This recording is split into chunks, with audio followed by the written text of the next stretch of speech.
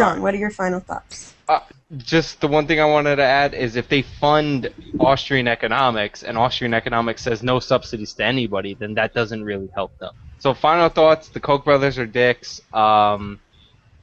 Sometimes they give money to things that I like on the surface, but a lot of times they're just trying to enhance their own power. They're not libertarians. They're not libertarian messiahs. They could be, but they'd rather be corporatists. So Koch brothers bad. They're greedy. Daniel, what are your final thoughts? They sure as hell aren't libertarians. They actually hijacked the libertarian movement to a great extent. And that's why you guys are losing members. But as far as the Koch brothers are concerned, they're just this week's asshole. Yes, I agree. They donate money to the economics teachings to basically change the alternative thought to Keynesian economics. But they also provide money to basically restrict the teachings of climate change, which greatly affects their businesses and their legacy. They're trying to protect their legacy as much as possible. They figure that the American youth are the future, and if the American youth does not foresee companies such as Koch Industries or ExxonMobil viable, their legacy is going to be greatly impacted. And those are my final thoughts. Jeff, what are your final thoughts? My final thoughts is basically that the entire family is not all the same. These two prominent brothers grew up in an era of, I should say, racism, okay, because they were definitely on the side of segregationists, and they were definitely on the side of people who were pushing racism, essentially, and segregationism. And so they grew up like that, but the younger brother didn't. And I just want to say that the whole family isn't bad, but these two are definitely only looking out for their own interests. They're especially looking out for their own business interests whenever they try to and do something like this.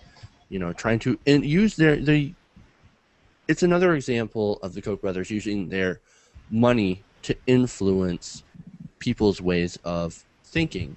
And not only that, but they use their money to influence elections, even down to the school board level.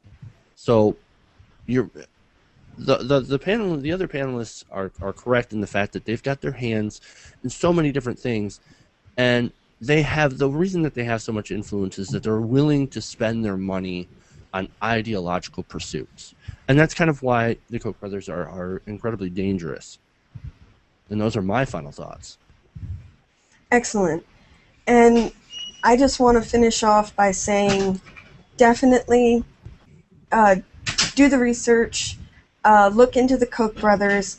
A lot of people, you know, I know Sean was saying that he's always hearing Koch brothers and things about the Koch brothers, but actually there are a lot of people in rural areas or just poor, uneducated people in general who may not have even heard of the Koch brothers, and we have to keep in mind that there's a new generation of young people, 15, 16, 17, 18, who still need to be educated about these things and who is actually running this country. And it's not the American people who are running this country anymore, and so I encourage everyone to watch Koch brothers Exposed. Try to look for it on Facebook. The link should still be up. And also try to get Citizen Koch when it is finally available. The greed of these brothers is absolutely insatiable.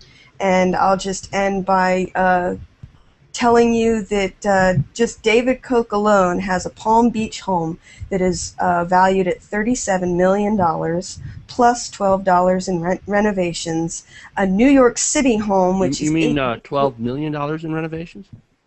Didn't I say that? You said $12. Those are the cheapest renovations I have ever come across. How did they get that deal? Was it the cardboard box? Yeah, $12 million in renovations on top of the $37 million for the home. He also bought a home in New York City, which is 9,000 square feet for $18 million. And it has 18 rooms, 9,000 square feet. And he also has an Aspen home that is valued at $15 million, and he also charters a yacht for $500,000 a week. And once again, the two brothers together make $13 million a day. So just let that eat away at you and disgust you a little bit.